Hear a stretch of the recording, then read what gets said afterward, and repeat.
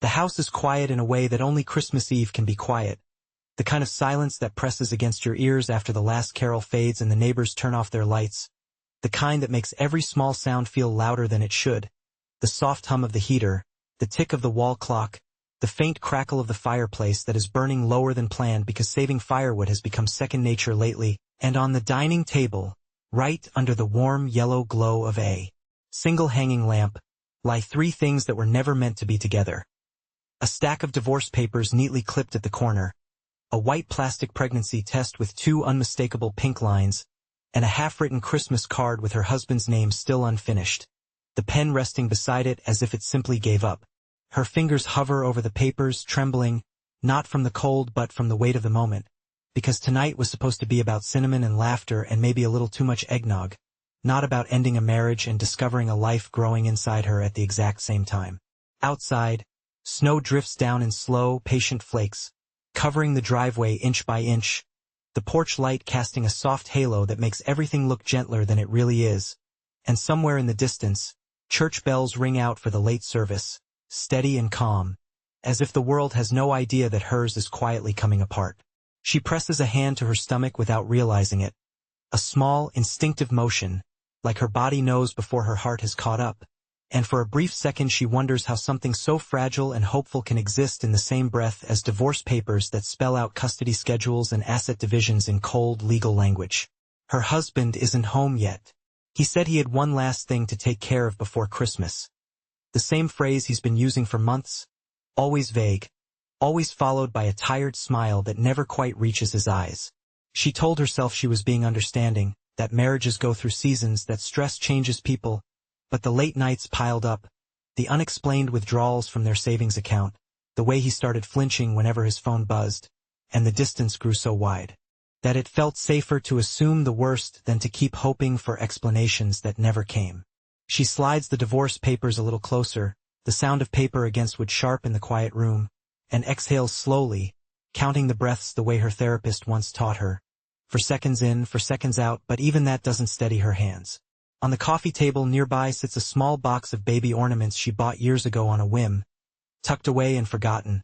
the kind of thing you buy when you're sure you have time, and now the irony stings. The clock ticks louder. 10:47 p.m. Christmas Eve. He should be home soon. She looks again at the pregnancy test, at the two lines that appeared so quickly it scared her,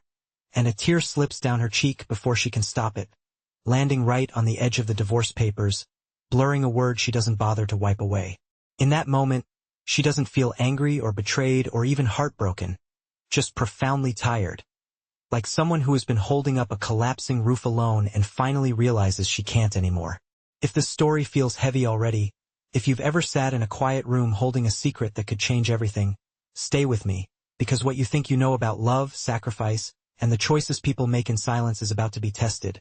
And before we go any further, take a second and ask yourself, would you sign the papers tonight or would you wait until morning? And if you want to hear how this night truly unfolds, don't look away because now, come back with a main character. By the time the front door finally opens, it is almost 11, and the cold rush of December air slips inside with him before he does, sharp and clean and smelling faintly of snow and metal, and she does not look up right away because she already knows how this moment usually goes, the soft click of the lock, the careful way he takes off his boots like he does not want to wake someone. Even though there is no one else here to wake, not yet, not that he knows. He hangs his coat on the same hook by the door, the old one with the loose screw he keeps meaning to fix, and when he turns toward the living room, his eyes flicker for just a second to the dining table, to the lamp still on, to her sitting there so still it almost scares him.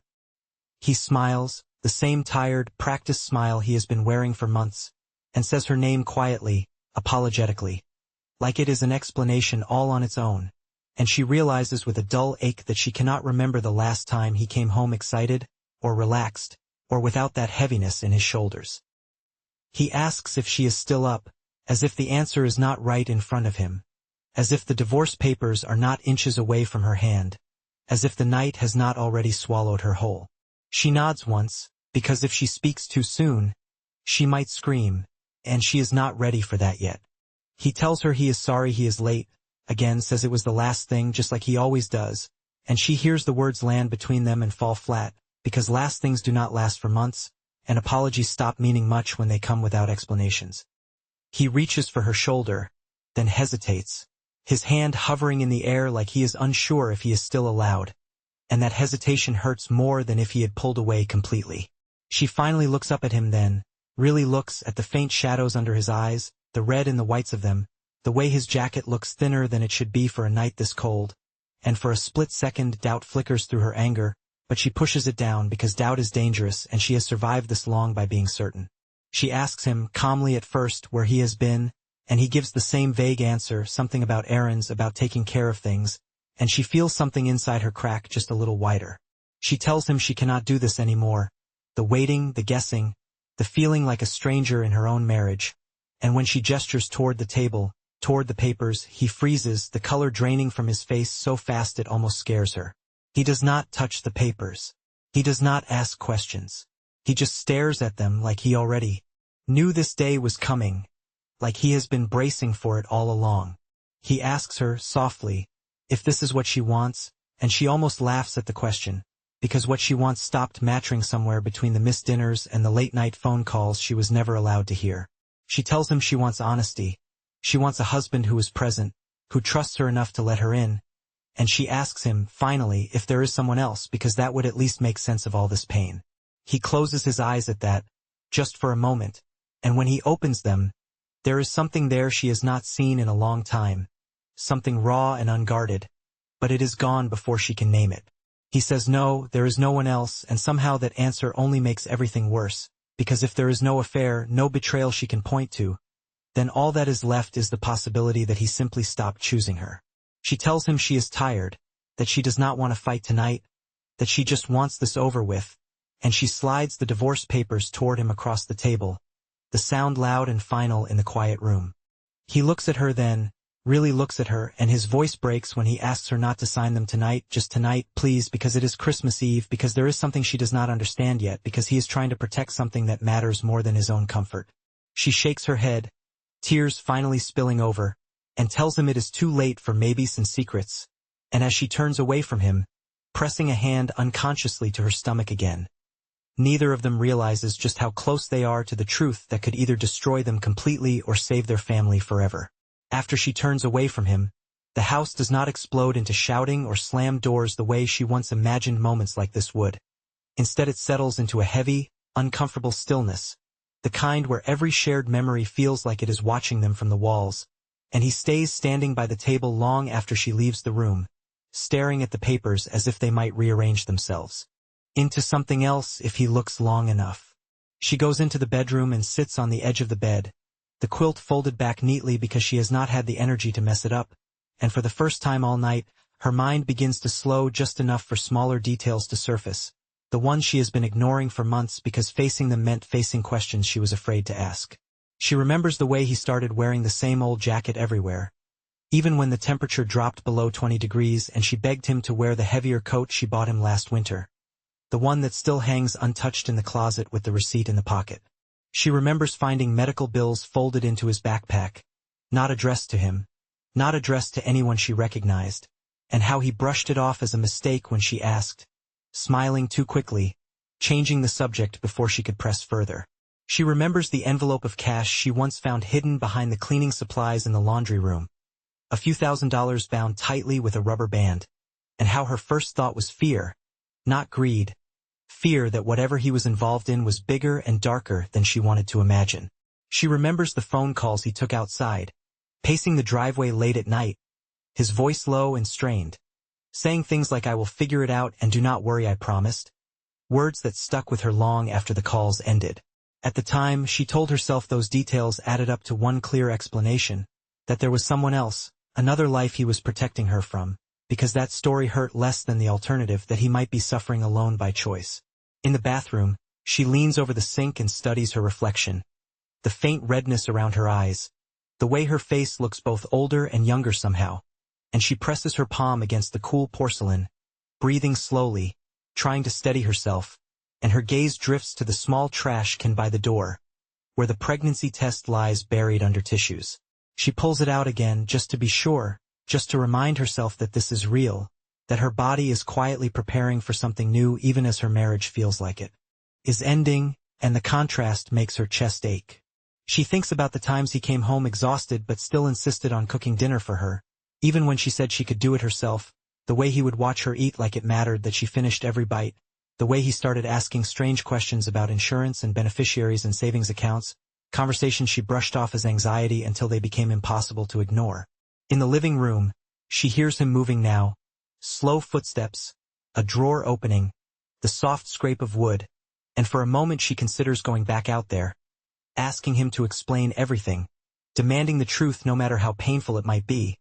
But fear roots her in place, because she is not sure she is ready to hear what he has been carrying. He sits alone at the table, running a hand through his hair, his eyes lingering on the smudge of tears on the paper where her tear fell, and he thinks about the folder tucked deep in his car trunk, the one he has been hiding from her, the test results, the appointment slips, the documents that explain everything and nothing all at once. He thinks about the promise he made months ago in a sterile room that smelled like antiseptic and fear. A promise to handle this quietly, to not let it destroy the life they built, to protect her even if it meant becoming the villain in her story. The clock keeps ticking, edging closer to midnight, closer to Christmas Day, and both of them remain awake in different rooms, surrounded by the same house, the same memories, and the same unanswered questions, unaware that the very things driving them apart are also the pieces that, once revealed,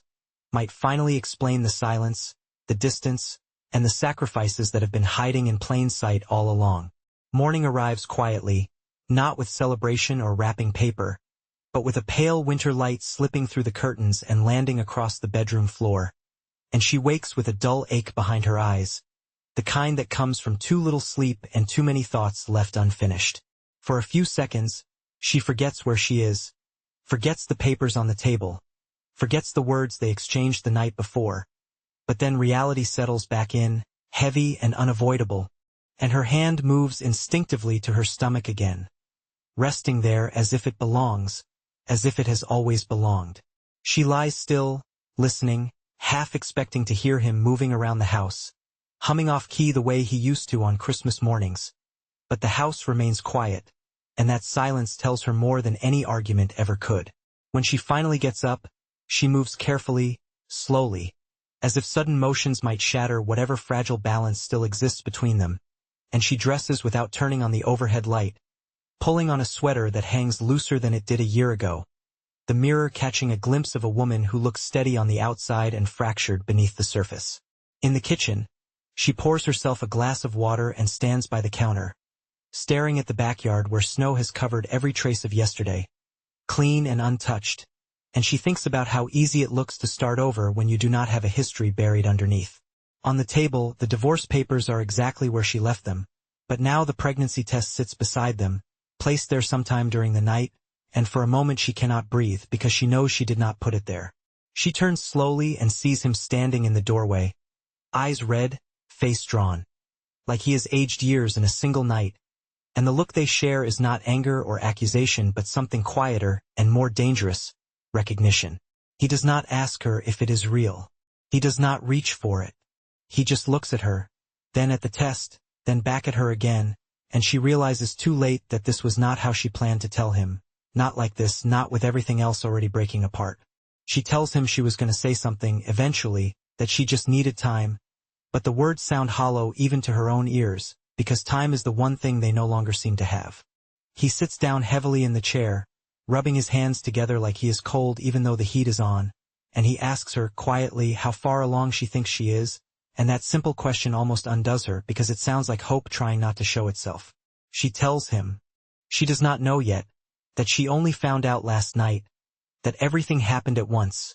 and her voice shakes despite her best efforts to keep it steady. He nods, swallowing hard, and for a long moment he says nothing, just stares at the table as if the answers he needs might be written there between the legal language and the thin plastic stick that has changed everything. She expects him to be angry, to accuse her of waiting too long to say something, but instead he presses his palms flat against the wood and whispers that he is sorry, not just for last night, not just for the distance, but for everything she does not yet understand. She asks him what that means, asks him what he has been hiding, and for the first time, she sees real fear cross his face. Not the guarded kind he has been carrying for months, but something deeper, something raw. He tells her he cannot explain it all right now, not yet, that there are things she needs to know but not like this, not while she is already carrying so much, and the frustration in her chest flares because it feels like another excuse, another wall being raised when she needs honesty the most. She tells him she is tired of half-truths and protection that feels like abandonment, tired of being shut out of her own marriage, and she picks up the divorce papers again, her fingers brushing the edge, reminding him and herself that this is still real, still an option. He looks up at her then, eyes shining, and tells her that whatever happens next, whatever she decides, she needs to believe him when he says that everything he has done was meant to save them, not to leave. And as Christmas morning light fills the room, she stands there between the past she is ready to end and a future she did not plan for, holding a secret that could bind them together or finally pull them apart. The rest of Christmas Day passes in a blur of half-finished conversations and carefully avoided glances, the kind where both people are speaking but neither is really saying what matters, and by the time evening settles in again, the air between them feels tight, stretched thin by everything left unsaid. She moves through the house like a guest, straightening things that do not need fixing, wiping down counters that are already clean, anything to keep her hands busy and her thoughts from spiraling, while he drifts from room to room as if unsure where he belongs, stopping now and then to look at her like he wants to say something and then thinking better of it. The pregnancy test remains on the table, untouched, a quiet witness to every step they take around each other, and the divorce papers sit beneath it, their presence growing heavier with every hour that passes. As night falls, she finally breaks the silence, telling him they cannot keep doing this, circling each other with polite words and careful pauses, because the uncertainty is eating her alive, and she asks him again, directly this time, to tell her the truth, all of it, no matter how ugly he thinks it might be. He exhales slowly, rubbing his face with both hands, and for a moment she thinks he is going to give in, that this is the point where everything spills out and the mystery finally ends, but instead he straightens, his voice firm in a way she has not heard in months, and says there are things he cannot share yet, not because he does not trust her, but because the consequences are bigger than either of them. That answer hits her harder than any confession could have, because it sounds like a choice, like he has decided that whatever he is protecting matters more than her right to know, more than their marriage, more than the family they were supposed to be building together. Her chest tightens, anger flaring hot and fast, and she tells him that secrets like this do not protect families. They destroy them. That she feels like she has been living with a stranger who only shows up when it is convenient and disappears when things get hard. He tries to explain, telling her that everything he has done has been for them, that the late nights and the money and the silence all had a purpose, but the words come out wrong, tangled and incomplete, and instead of comfort they sound like excuses. She asks him, her voice shaking despite her resolve, if there is another woman, if that is the truth he is too afraid to say out loud, because at least then the pain would make sense, and when he does not answer immediately, the pause feels like confirmation. He shakes his head, finally saying no, but the hesitation lingers in her mind, louder than the denial itself, and she feels something inside her harden, a quiet decision forming in the space where hope used to live. She picks up the divorce papers again, holding them like a shield, and tells him she cannot keep waiting for answers that may never come, that she cannot raise a child in a home built on secrecy and half-truths. And the words surprise even her as they leave her mouth, sharp and final. At the mention of a child, he flinches, his composure cracking just enough for her to see the fear underneath, and he steps closer, lowering his voice, begging her not to do this, not yet, because if she knew what he was carrying, she would understand. She would see that walking away now would be a mistake they could never undo. That plea, meant to pull her closer, does the opposite because it feels like manipulation dressed up as protection, and she pulls back, tears streaming freely now, telling him she is done being patient, done being the only one willing to be vulnerable. She turns away from him, carrying the papers into the bedroom, leaving him standing alone in the living room with the truth still locked inside him. And in that moment, both of them believe the same thing for very different reasons, that this marriage may already be beyond saving, and neither realizes that this false conclusion, born from fear and silence, is the most dangerous lie they will face yet. The house is dark by the time the sound finally breaks the silence. Not his voice, not another argument, but the sharp buzz of his phone vibrating against the kitchen counter. A sound that cuts through the night like a warning, and she hears it from the bedroom where she has been sitting on the edge of the bed, divorce papers folded in her lap like a decision she is not ready to make but feels forced into. She hesitates, telling herself it is not her business anymore, that whatever he is hiding has already cost them enough. But the buzzing does not stop, and something about the urgency of it pulls her back into the hallway before she can talk herself out of it. She stands there, watching from a distance as he reaches for the phone, his shoulders tensing the moment he sees the name on the screen, a name she does not recognize, and when he answers, his voice drops into that careful tone she has come to dread. He turns slightly away, lowering his voice, but the house is too quiet, and she hears fragments she was never meant to hear, words like appointment, results, next steps, and tomorrow morning, and her heart begins to race because none of those words belong to an affair. He says he understands, that he will be there, that he just needs a little more time, and when he hangs up, he stays still for a long moment, head bowed, hands braced against the counter like he is holding himself up. She steps forward then, unable to stop herself, and asks him who it was. Her voice steady but thin, stretched tight over fear, and he looks up at her like a man who has just realized there is no safe way out anymore. He tells her it was the hospital, and for a second she almost laughs, convinced this is just another lie. But then he adds quietly that it was about him, and the world tilts slightly, just enough to make her grip the doorframe for balance. He tells her he never meant for her to find out like this, that he was trying to wait until he had more answers, until he could be sure, and she asks him what he is talking about, every nerve in her body suddenly on fire. He swallows hard and finally says it, not dramatically, not with tears, but with a flat honesty that scares her more than anger ever could. That months ago he was diagnosed with something serious, something that required treatment, appointments, and money they did not have, and he made a decision then to handle it himself. He explains the late nights, the cash withdrawals, the secrecy, the jacket he wore everywhere because it hid the weight he was losing, and with every word, the story she built in her head begins to collapse. She feels sick as realization sets in, because while she was bracing herself for betrayal, he was bracing himself for the possibility that he might not be there for the life they planned. He tells her he did not want her to live in fear, did not want to burden her with something he could manage, not when she was already carrying so much, and when he says that last part, his eyes flick to her stomach, and she realizes he knows now, not because she told him, but because it suddenly explains everything. She sinks into a chair, the divorce papers slipping from her hands to the floor, and for the first time since this nightmare began, the truth is no longer hidden, just devastating in its clarity. He tells her he thought pushing her away would be easier than letting her watch him suffer, that becoming the villain felt safer than becoming someone she might have to grieve, and the weight of that confession settles heavily between them. In that moment, the fight they have been having all along is revealed for what it truly is, not about love lost or trust broken, but about fear, silence, and a sacrifice made in the dark. And as she looks at the man she thought she was leaving, she realizes the most painful truth of all, that the distance tearing them apart was never about wanting someone else, but about trying, in the worst possible way, to save the family he thought he might lose. The house is dark by the time the sound finally breaks the silence. Not his voice, not another argument,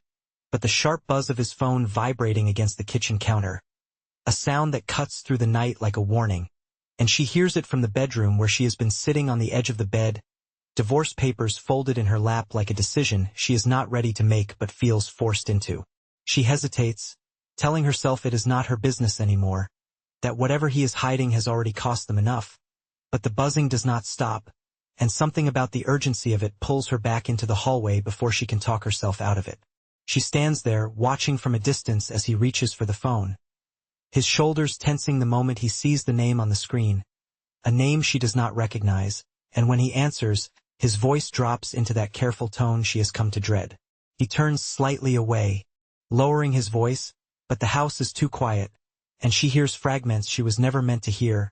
words like appointment, results, next steps, and tomorrow morning, and her heart begins to race because none of those words belong to an affair. He says he understands, that he will be there, that he just needs a little more time, and when he hangs up, he stays still for a long moment, head bowed, hands braced against the counter like he is holding himself up. She steps forward then, unable to stop herself, and asks him who it was. Her voice steady but thin, stretched tight over fear, and he looks up at her like a man who has just realized there is no safe way out anymore. He tells her it was the hospital, and for a second she almost laughs, convinced this is just another lie. But then he adds quietly that it was about him, and the world tilts slightly, just enough to make her grip the doorframe for balance. He tells her he never meant for her to find out like this, that he was trying to wait until he had more answers, until he could be sure, and she asks him what he is talking about, every nerve in her body suddenly on fire. He swallows hard and finally says it, not dramatically, not with tears, but with a flat honesty that scares her more than anger ever could. That months ago he was diagnosed with something serious, something that required treatment, appointments, and money they did not have, and he made a decision then to handle it himself. He explains the late nights, the cash withdrawals, the secrecy,